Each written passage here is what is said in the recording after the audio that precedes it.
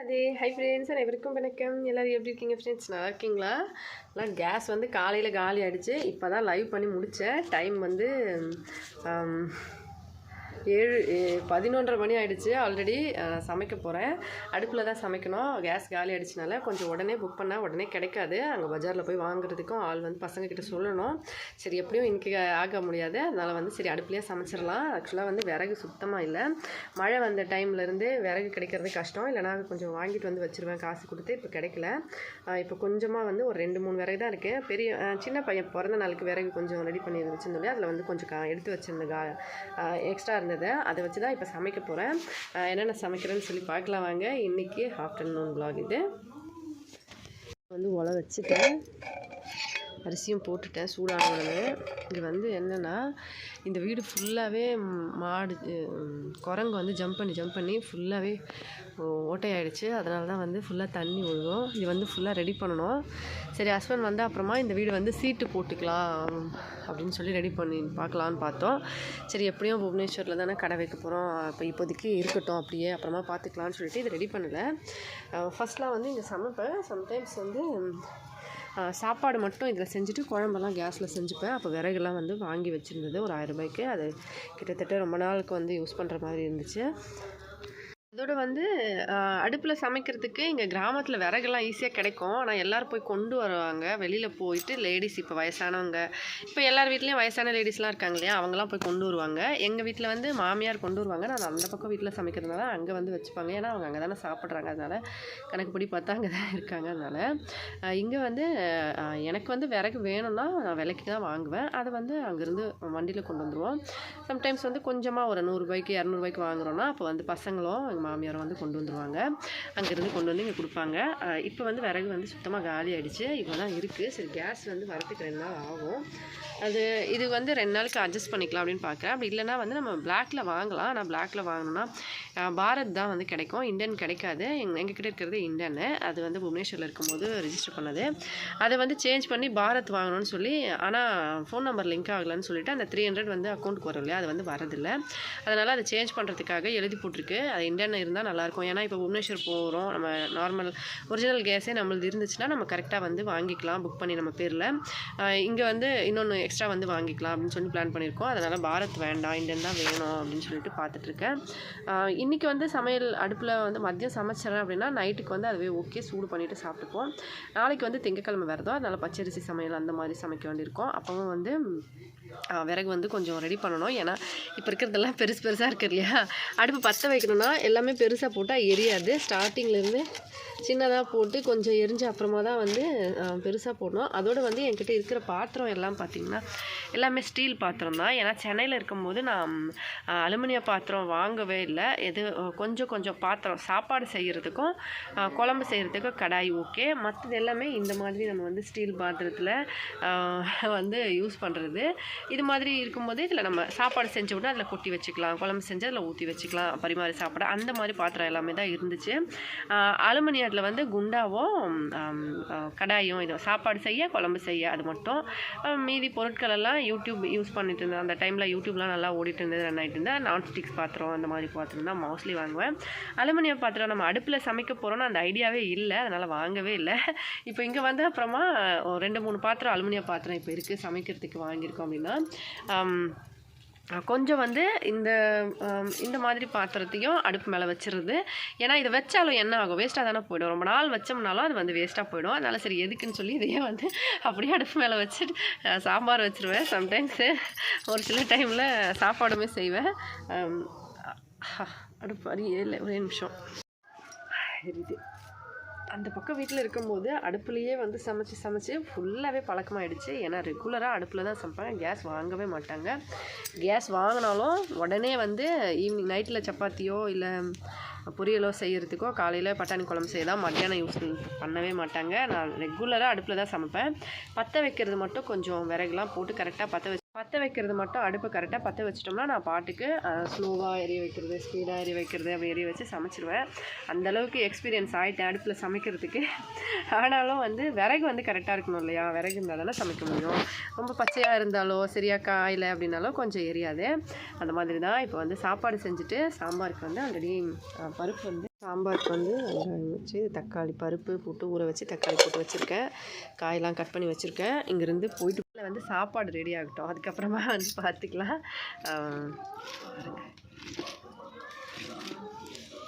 சாப்பாடு ரெடி ஆனவுடனே சாம்பார் வச்சுட்டு பொரியல் பண்ணோம். அவ்வளோதான், சிம்பிள் தான் இன்றைக்கி சமையல், வேறு எதுவும் இல்லை. 11:30 மணிக்கு தான் அடுப்பே பற்ற வச்சுருக்கேன். எவ்வளோ நேரம் ஆக போது தெரியல சமைக்கிறதுக்கு. இங்கே பாருங்கள், சமைச்சிட்டு இருக்கும்போதே அந்த மாடு வந்து அங்கே இந்த பக்கம் வந்து சந்தில் வந்துட்டுருக்காங்க. இப்படி வந்து தான் எல்லாம் செடியும் சாப்பிட்டுடுறாங்க. எங்கள் மாமனார் பார்த்தா திட்டுவாங்க. நான் எத்தனை தடவை தான் ஓட்டி விடுறது, அவங்க மறுபடியும் வந்துக்கிட்டே இருக்காங்க. அங்கே கஞ்சி தண்ணி வச்சுருக்கேன். சில கஞ்சி தண்ணி வந்து அந்த பக்கம் வீட்டில் எங்கள் மாமியார் இங்கேருந்து கொண்டு போயிட்டு அந்த பக்கம் வீட்டில் மாட்டுக்கு கொடுப்பாங்க. எடுக்கல 2 நாளாக அப்படியே இருக்குது. அவங்க வரத்துக்குள்ளே கண்ணுக்குட்டி வந்து தினமும் குடிச்சிடுறாங்க. அதுவே கேட்டாங்க, என்ன தினமும் வந்து கண்ணுக்குட்டி குடிச்சிட்டே போயிட்டுருக்கு, அதை கொஞ்சம் பார்த்து அந்த வச்சிட்டோம்னா எடுத்துகிட்டு போவாங்க அந்த பக்கம் மாடு சாப்பிட்றதுக்கு அப்படின்னு சொல்லிட்டு இருந்தாங்க. அந்த பக்கம் மறுபடியும் வந்து சாப்பிட்டுட்டாங்க. யார் சாப்பிட்டா என்ன, அவங்களுக்கு பசிக்குது தாகமாக இருக்குது, அவங்க குடிச்சிட்டாங்க, அவ்வளோதான். அதனால சொல்லி நான் எதுவும் சொல்கிறதில்ல. மாமியார் சொன்னால் சொல்லிட்டு போகிறாங்க, அதில் என்ன இருக்குது. எக்ஸ்பர்ட் ஆகிட்டேன். ஆனால் அடுப்புக்கு வந்து விறகு கரெக்டாக இருக்கணும், பாத்திரம் அதே மாதிரி கரெக்டாக இருக்கணுங்க. இப்போ நம்ம இந்த ஸ்டீல் பாத்திரம்லாம் வச்சு நான் இப்போ சமைச்சிருவேன் ஓகே, ஆனால் கழுவும் போது முடியாது. அப்படியே வந்து வாஷ் பண்ணால் அந்த கருப்புலாம் போகவே போகாது, அப்படியே கெட்டியாக இருக்கும், பிடிச்சிக்கும் டைட்டாக. அதனால் வந்து சுத்தம் பண்ண கொஞ்சம் கஷ்டம்தான். ஆனாலும் சாம்பல் மண்ணெல்லாம் போட்டு பாத்திரம் துளைக்கிறதுக்கு கூட கற்றுக்கிட்டேன். ஒடிஷா வந்த புதுசில் வந்து இந்த பாத்திரம்லாம் எனக்கு அப்போ அம்மா தான் வந்து எப்போவுமே கூட அம்மா இருக்கிறதுனால அம்மா தான் எல்லா வேலையும் பார்த்துப்பாங்க. ஒடிஷா வந்த புதுசில் வந்து எல்லாருமே வீட்டில் வந்து சாப்பிட்ட அப்புறமா பாத்திரம் எடுத்துகிட்டு போனால் நான் தான் பாத்திரம் கழுவுவேன். சின்ன மருமக இல்லையா, பெரியவங்க சமைக்கிற அந்த ஐடியா, நான் போய் கழுவுனும் போது அப்போ வந்து அந்த மாதிரி தான் பாத்திரம் எல்லாம் மோஸ்ட்லி கழுவும் போது ப்ளைன் பாத்திரம்லாம் கழுவிடுவேன். கருப்பு பாத்திரம்லாம் கழுவ முடியாதுன்னு சொல்லிட்டு கையில் கருப்பு ஒட்டிக்கும், கழுவவே முடியாது, போகவே போகாது. அப்படியும் கஷ்டப்பட்டு கழுவி வச்சுட்டேன்னா கருப்பு ஒட்டிக்கிட்டு இருந்துச்சுன்னா எங்கள் மாமியாரோ நான் ஓரக்குத்தியும் சொல்லுவாங்க, என்ன இது கருப்பே போகல, சரியாக நல்லா தேய்ச்சி கழுவ வேண்டியதானே அப்படின்னு சொல்லுவாங்க. நான் நல்லா தேய்ச்சி கழுவணும் அப்போ தானே போகும் அப்படின்வாங்க. நான் சொன்னேன் அவ்வளோ தேய்ச்சி கழுவுனுங்க, அது அப்போ கூட போகலைன்னா சரி அவர் தெரியாது அதனால் அப்படி தான் கழுவுவாங்கன்னு சொல்லி என் எதிரில் சொல்லிவிடுவாங்க 2 பேருமே. நான் அந்த பக்கம் வந்தவுடனே நல்லா போட்டு தேய்க்கணும் அப்போ தானே போகும், அப்புறம் போகலன்னு சொன்னால் எப்படி. அதெல்லாம் இப்போ நினச்சா சிரிப்பாக இருக்கு. அது மாதிரி அதுக்கப்புறமா நான் வந்து கொஞ்ச நாள் கழித்து கருப்பு பாத்திரம்லாம் கழுவ முடியல, சுத்தமாக கருப்பு போகலைன்னு வச்சுருவேன். நான் இதெல்லாம் என்னால் முடியலைங்கம்மா போகலை. நான் ஹஸ்பண்ட் கிட்ட சொன்னேன், என்னால் முடியல, அது வந்து கழுவ முடியல, ரொம்ப வந்து டார்க்காக இருக்கா, கையிலெல்லாம் ஒட்டிக்கிச்சுனாலும் பரவாயில்ல, நான் கையெல்லாம் வந்து ரொம்ப ஒரு மாதிரி ஆகிடும், அது தேய்ச்சா வந்து அது பழக்கம் இல்லை இல்லையா, அதனால் ஃபஸ்ட் டைம். ஏன்னா ரொம்ப அடுப்பு வந்து நல்லா தகதகன்னு எரிய விட்டு அடுப்பை சமைப்பாங்க, அப்படி ஃபுல்லாக எல்லாம் தீஞ்சு போன மாதிரி ஆகிடும். அப்போ வந்து அது கழுவ முடியலை அப்படின்னு சொன்னோடனே ஹஸ்பண்ட் வந்து சரி முடியலன்னு சொல்லு, அதுக்கெல்லாம் ஒன்றும் சொல்ல மாட்டாங்க அப்படின்னாங்க. ஹஸ்பண்டுக்கு தெரியாது வீட்டுக்குள்ளே என்னென்ன பேசுகிறோம், லேடிஸ் எல்லாம் என்ன பேசுவாங்கன்னு சொல்லி. அவர் சொன்ன உடனே சரின்னு சொல்லிட்டு நானும் சொன்னேன். அதுக்கப்புறமா ஹஸ்பண்ட் எதிரில் சரி நான் கழுவிக்கிறேன், அதில் என்ன இருக்குது அப்படின்னு சொல்லிட்டாங்க. அதுக்கப்புறம் கழுவிட்டு தினமும் வந்து ஆமாம் பாத்திரத்தை இருக்கிற 4 பாத்திரத்தை மட்டும் கழுவிட்டா போதுமா, கருப்பு பாத்திரம்லாம் அப்படியே இருக்குது, அதை வேறு நான் கழுவணும் அப்படின்னு சொல்லிட்டு என் மாமியார் மறுபடியும் கழுவுவாங்க. அப்படியே சொல்லிக்கிட்டே இருப்பாங்க, கழுவுவாங்க. அப்படியே அப்படிதான் இருந்தது அந்த பக்கம் வீட்டில் இருக்கும்போது. அதுக்கப்புறமா ஓகே.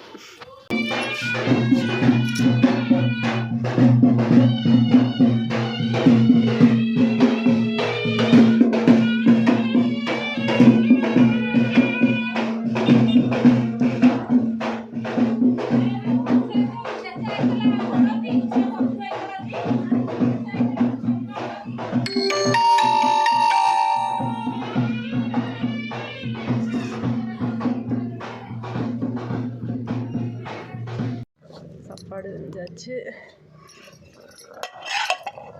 பருப்பு வந்து போட்டுருக்கேன், வந்துருச்சு, கொஞ்சம் இன்னும் வேகணும்.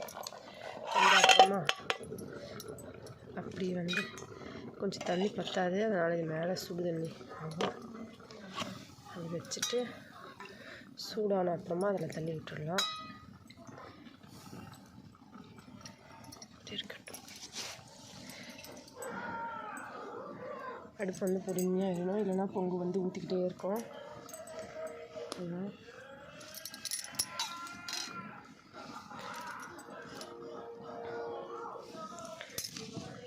இதில் மெயினே வந்து இந்த கட்டெரும்பு, சிகப்பு கலர் கட்டெரும்பு அதான் கடிச்சிருச்சு, பார்த்தாலும் தெரியும், கை வீங்கிருச்சு இந்த இடத்துல.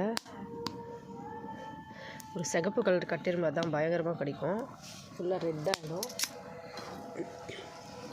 விறகுக்கு கீழே வந்து அங்கே இருந்துச்சு. இப்போ இந்த தண்ணி சூடாயிடுச்சு.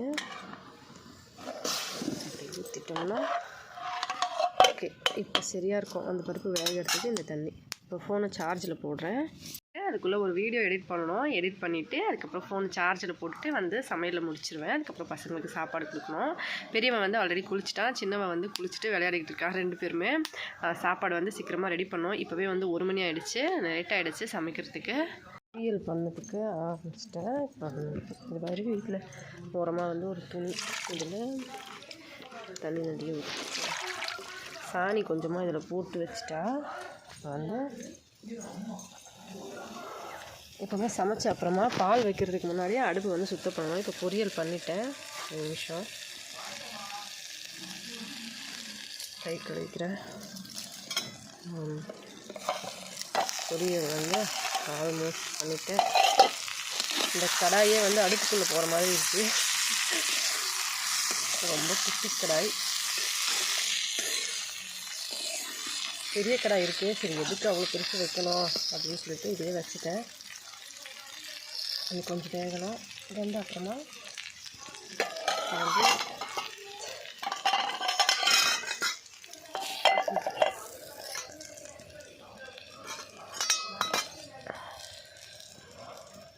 அடுப்பு வந்து சுற்றி இது வரைக்கும் இப்போ சமைச்சனால அடுப்பு சுற்றி இது வரைக்கும் அப்படியே வந்து இந்த சாணி துணியில் ஃபஸ்ட்டு தொடச்சிட்டு அதுக்கப்புறமா பால் வந்து வைக்கணும்.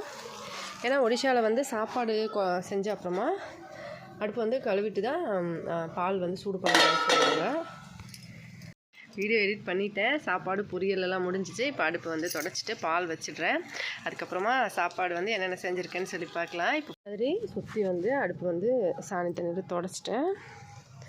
இப்போ பால் வச்சாச்சு. அது வந்து சூடாகிடும். ஏன்னா அடுப்பு வந்து நல்லா சூடாக இருக்குது. அதனால் மூடி போட்டுட்டு அப்படியே கிளம்ப வேண்டியதுதான்.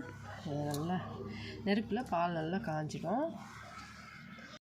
சாப்பாடு அதுக்கப்புறமா சாம்பார், கிள்ளு மிளகாய் சாம்பார் தான் வச்சுருந்தேன். சின்னவர் வந்து நாய்க்குட்டி இறந்த சோகத்துலேயே உட்காந்துட்டு இருந்தார். அப்புறம் பொரியலும் அவரைக்காய், அதுக்கப்புறம் உருளைக்கிழங்கு பொரியல், கொஞ்சம் மிக்சர். பாத்திரம் வந்து சமைச்சிருக்குது. எல்லாமே வந்து அடுப்பு கறி அடுக்குறதுனால கீழே வந்து ஸ்டாண்ட் வச்சு அதுக்கு மேலே வச்சுருக்கேன். இப்போ வந்து சாப்பிட போகிறோம். சாப்பிட்டு முடித்தோடனே கையில் வந்து கட்டெரும்பு கடிச்சிருச்சு. கட்டெரும்பு விழுந்துருச்சு. அதனால் வந்து 2 பேரும் மாற்றி மாற்றி வேலை செய்கிறாங்க. இவர் பாத்திரம் கழுவுறாரு, இவர் தண்ணி எடுத்துகிட்டு வந்து கொடுக்குறாரு. மாற்றி மாற்றி நான் கருப்பாக பாத்திரம்லாம் நான் கழுவிட்டேன்.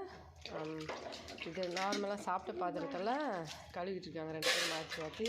நான் வேணாம் லைட்டாக தான் கழிச்சிருக்கேன், ஒன்றும் ஆகலைன்னு சொன்னேன். அவங்க கேட்குற மாதிரி இல்லை. சரி நானும் இங்கே நின்றுக்கிட்டு பார்த்துட்டு முடிச்சிட்டாரு கழுவி.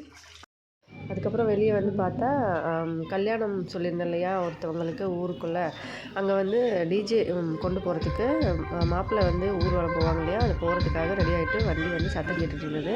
கிங்காங் மாதிரியெல்லாம் மேக்கப் போட்டுட்டு டான்ஸ் ஆடிட்டு இருந்தாங்க. ஆக்சுவலாக இங்கேருந்து தூரமாக பார்த்துட்டு அப்புறம் இந்த பக்கம் வந்து வீட்லேயே சந்தில் வந்து பார்த்த வீடியோ பண்ணலான்னு சொல்லி இந்த மாதிரி பாட்டு போட வந்து காலையில் டான்ஸ் ஆடுறாங்க. மாப்பிள்ளையோட தங்கச்சி வந்து கோயிலாண்ட அந்த பக்கம் நிற்கிறது வந்து கார்னு சொல்லுவாங்க. பொருட்களெல்லாம் எடுத்துகிட்டு வந்து சாமிக்கிட்ட வச்சு பூஜை பண்ணிட்டு போயிட்டு மறுபடியும் வந்து அவங்க கோயிலாண்ட சாமி ரெடி ஆகிட்டு இப்போ வந்து கிளம்புறாங்க. இப்போ கிளம்பிட்டு அங்கே போயிட்டு கல்யாணம் எல்லாம் முடிச்சுட்டு வரதுக்கு நைட்டுக்கு அப்புறமா தான் வருவாங்க. அடுத்த நாள் வந்து 3 நாள் கழித்து தான் ரிசப்ஷன். ஒடிஷாவில் வந்து கல்யாணத்துக்கு வந்து ஃபஸ்ட் நைட் கிடையாதுன்னு நான் ஆல்ரெடி சொல்லியிருப்பேன். அந்த மாதிரி இருக்கிறதுனால எப்படியும் நைட் ஃபுல்லாக வந்து கல்யாணம் முடித்து விடிய காலை தான் வீட்டுக்கே வருவாங்க, 3 மணி 4 மணி போல். இப்போ இங்கேருந்து பொண்ணு வீட்டு மார்க்கெட் வரைக்கும் போயிடுவாங்க. அவங்க ஊர் பக்கத்தில் எந்த பஜார் இருக்கோ அது வரைக்கும் போயிடுவாங்க. அங்கேருந்து ஆரம்பிச்சிருவாங்க, டான்ஸ் பண்ண பாட்டு பாட ஆரம்பிச்சிருவாங்க. இப்போ வந்து கோயிலாண்ட வச்சு கொஞ்சம் நேரம் வெயிட் பண்ணிவிட்டு எல்லாம் பேசிகிட்டு இருக்காங்க. சாமியாண்ட சாமி கும்பிட்டுட்டு பூஜையெல்லாம் முடிச்சுட்டு அவங்க கிளம்பும் போது ஆரம்பிச்சிருவாங்க. இப்போ வந்து கொஞ்சம் நேரம் கழித்து ஆரம்பிப்பாங்க. இப்போ யாரோ டான்ஸ் பண்ணலை, சும்மா நின்றுட்டு இருந்தாங்க. பசங்கள்லாம் போய் பார்த்துட்டு வந்துட்டு இருந்தாங்க. பொண்ணு பஜார் வீட்டாண்ட இருந்து இந்த டிஜே லாரி வந்து முன்னாடி பாடிட்டு மாப்பிள்ளை ஃபஸ்ட்டு பின்னாடி வருவாங்க. அதுக்கப்புறமா இந்த பாட்டெலாம் பாடிக்கிட்டு பின்னாடி டான்ஸ் ஆடிட்டுக்கிட்டே ரொம்ப நேரமாக வந்து பஜார்லேருந்து அவங்க வீட்டாண்ட போய் சேரத்துக்கு கிட்டத்தட்ட 4-5 மணி நேரம் ஆகும். அவ்வளோ நேரம் வந்து ஆடிக்கிட்டே போவாங்க. அதுக்கப்புறம் இங்கேருந்து கிளம்புனவங்கெல்லாம் சாப்பிட்டுட்டு கிளம்பி வந்துடுவாங்க. கல்யாணம் பண்ணுறவங்க இடத்துல முக்கியமான ஆளுங்கள்லாம் இருந்து கல்யாணம்லாம் நைட்டில் முடிச்சுட்டு அடுத்த நாள் வந்து அதை காலையில் அவங்க வரும்போது அவங்க கூட வருவாங்க. முக்கியமான ஆட்கள் மட்டும், மீதி பேரெல்லாம் முடிஞ்ச உடனே கிளம்பி வந்துடுவாங்க. இந்த பக்கம் ஒரு மாப்பிள்ளை கிளம்பினோடனே இந்த பக்கம் இன்னொரு மாப்பிள்ளை வராங்க. டிஜே வண்டி வருது. அதுக்கு முன்னே எல்லாம் பெரியவங்களாம் வராங்க அப்படின்றதால நான் அப்படியே வீட்டுக்குள்ளே வந்துட்டேன். இந்த பக்கம் ஜன்னல் பக்கமாக நின்று பார்த்தேன். கோயில் பக்கத்தில் அந்த பக்கம் இன்னொரு டிஜே கிளம்பிடுச்சு. இந்த டிஜே இப்போ வந்துருச்சு பாருங்கள். சவுண்டு கேட்குதா இல்லையான்னு தெரியலை. ஒரு வேளை காப்பிரைட்டாக இருந்தால் நான் சவுண்டு வந்து ரிமூவ் பண்ணிடுறேன். ஃபஸ்ட்டு வந்து இப்போ சவுண்டு வச்சுருக்கேன், பார்க்குறேன் அப்புறமா என்ன இதுன்னு சொல்லி. இந்த மாதிரி தான் டிஜே வந்து வச்சுருப்பாங்க. இதில் வந்து டான்ஸ் ஆடிக்கிட்டே கூட வந்து ஊர் ஆளுங்கள்லாம் கிளம்புவாங்க. அங்கே போய் சாப்பிட்டுட்டு கல்யாணம் முடிச்சு அதுக்கப்புறம் வருவாங்க. அந்த மாதிரி தான் நிறைய பேர் வந்து கிளம்பிட்டு இருந்தாங்க. மாப்பிள்ளை ஏதோ கிளம்புறாரு.